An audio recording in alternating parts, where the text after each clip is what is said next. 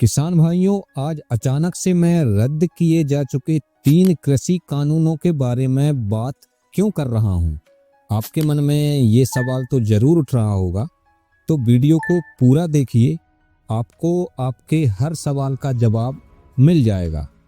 दोस्तों, आप सभी को ये तो पता ही है कि वर्ष 2021-22 में केंद्र सरकार देश के किसानों के लिए 3 कृषि कानून लेकर आई थी और इन कानूनों का जबरदस्त विरोध भी हुआ था। जगह जगह कई किसान संगठनों ने बड़े पैमाने पर आंदोलन भी किया था, जो साल भर से ज़्यादा चला था और अंत में केंद्र सरकार ने तीनों कृषि कानूनों को रद्द कर दिया था। और आप में से 99% किसान भी यही मानते होंगे कि तीनों जो कृषि कानून थे वो किसानों के लिए अच्छे नहीं थे या किसानों को नुकसान पहुंचाने वाले थे। लेकिन क्या सच में वे तीनों कानून हमारे लिए अच्छे नहीं थे? ये एक बड़ा सवाल है।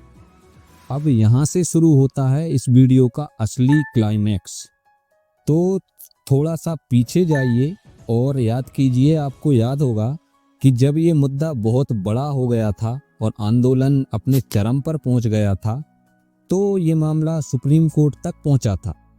इस मामले को सुलझाने के लिए सुप्रीम कोर्ट ने 12 जनवरी 2021 को एक कमेटी का गठन किया था। इस कमेटी में 4 सदस्य थे, जिसमें से एक सदस्य बाद में हट गए थे, तो 3 सदस्यों ने मिलकर इस विषय पर काम किया था। तो कमेटी में जो 4 सदस्य थे उनका नाम है, पहला नाम है भूपेंद्र सिंह मान। ये अध्यक्ष हैं भारतीय किसान यूनियन और अखिल भारतीय किसान समन्वय समिति के भी अध्यक्ष हैं। दूसरा नाम है डॉक्टर प्रमोद कुमार जोशी। ये international food policy research institute के निदेशक हैं। तीसरा नाम है प्रोफेसर अशोक गुलाटी, जो कि कृषि अर्थशास्त्री हैं और प्रोफेसर भी हैं Indian council for research on international economics relations. और चौथा नाम है अनिल घनवट, जो कि शेतकारी संगठन महाराष्ट्र के अध्यक्ष हैं। सुप्रीम कोर्ट की इस कमेटी ने 73 किसान संगठनों से लंबी बातचीत की थी और 73 में से 61 किसान संगठन ऐसे थे जो तीनों कृषि कानूनों के समर्थन में थे। मतलब संगठनों से जुड़े लगभग 86% किसान चाहते थे कि तीनों कृषि कानून लागू किए जाएं। और ये सब मैं अपने मन से नहीं कह रहा हूँ, बल्कि दैनिक भास्कर जो न्यूज़ है, आज तक जो न्यूज़ है, और भी कई सारे न्यूज़ पोर्टल पर ये सारी खबर आज भी मौजूद है। इन खबरों का जो आर्टिकल है, जो न्यूज़ है, उसका जो लिंक है मैं इस वीडियो के डिस्क्रिप्शन में नीचे दे दूंगा, तो आप डिस्क्रिप्शन पे जाके पूरी न्यूज़ भी पढ़ लेना। तो कमेटी ने किसान संगठनों से बातचीत की, और ऐसा तो है नहीं, सर्वोच्च न्यायालय की कमेटी है, तो ऐसा तो है नहीं कि 2 लोगों के बीच में बातचीत हो गई बस हो गया।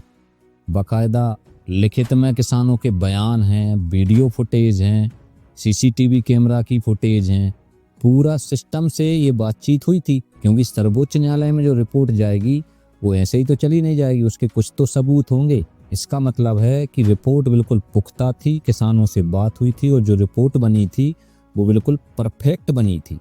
तो 19 मार्च 2021 को कमेटी ने अपनी ये रिपोर्ट सुप्रीम कोर्ट को सौंप दी थी और उसके बाद 3 बार इस रिपोर्ट को सार्वजनिक करने की मांग भी सुप्रीम कोर्ट से की गई थी। लेकिन पता नहीं क्यों सुप्रीम कोर्ट ने कमेटी की मांग को स्वीकार नहीं किया और रिपोर्ट को सार्वजनिक नहीं किया और आखिरकार तीनों कृषि कानून रद्द हो गए। और बाद में हुआ क्या? साल 2022 में कमेटी की इस रिपोर्ट को सार्वजनिक किया गया और जब ये सार्वजनिक हुई तो एक बड़ा खुलासा हुआ कि 86% किसान तो चाहते थे कि तीनों कृषि कानून लागू हो जाएं, लेकिन ऐसा नहीं हो सका। तो अब मन में सवाल तो आता है कि 3 कृषि कानूनों का रद्द हो जाना किसानों के लिए गलत तो नहीं हो गया? ये सवाल तो मन में आता है। सवाल मन में ये भी आता है कि कहीं ऐसा तो नहीं कि देश की गंदी राजनीति के चलते किसानों को उनके फायदे की चीज़ जो मिलने वाली थी वो नहीं मिल पाई या उनसे छीन ले गई। ऐसे कई सारे सवाल हैं जो कई सारे किसानों के मन में आते हैं और आने भी चाहिए, लेकिन इनका जवाब आज भी किसान ढूंढ रहे हैं और उनको जवाब नहीं मिल रहा है। तो वीडियो के डिस्क्रिप्शन में जो मैंने न्यूज़ आर्टिकल की लिंक दी है उसको आप ज़रूर पढ़ें और पूरे मामले को समझें, और उसके बाद इस बारे में आपकी क्या राय है कमेंट में ज़रूर बताएं। चलिए मिलते हैं ऐसे ही किसी अन्य वीडियो में, तब तक के लिए जय हिंद, जय भारत।